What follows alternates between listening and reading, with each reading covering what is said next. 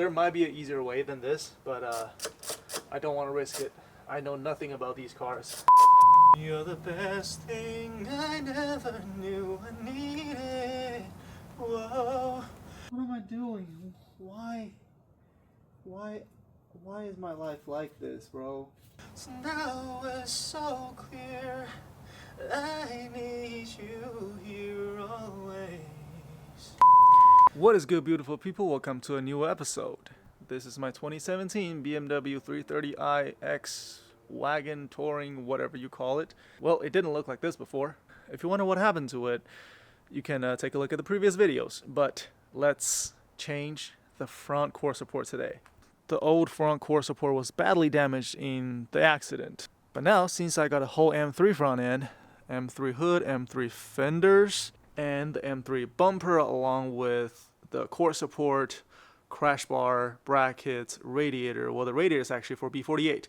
Yeah, I got a whole front end shipped to me from China, and if you wonder why I did that, well, these are what I found locally. They were either too bad, too expensive, or too far. So I saved myself some time and money and pulled some strings since I work in logistics and supply chain. I just got a whole thing shipped to me for dirt cheap. Now, today we are changing, well, as much as we can. We'll see where we get. So off the camera, I already removed all of the bolts. So right now I can just pull it out.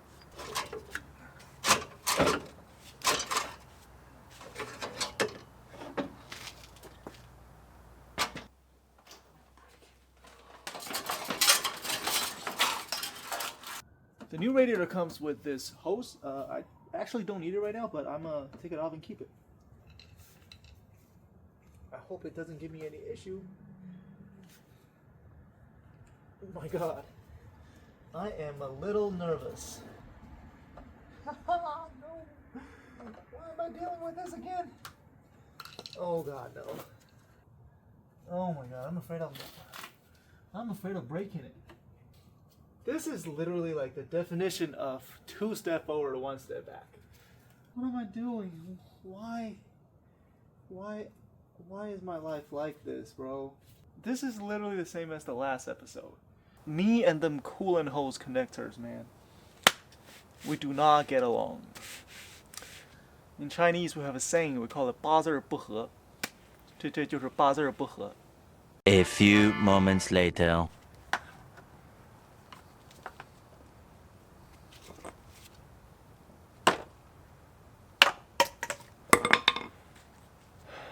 Well, if you can't fix something, get a hammer. If one hammer is not enough, get 2. Alright, underneath this piece of radiator mount, there is a T30 bolt. I'm redoing that. There might be an easier way than this, but I don't want to risk it. I know nothing about these cars. Once you unbolt this, from here, you can just lift it up.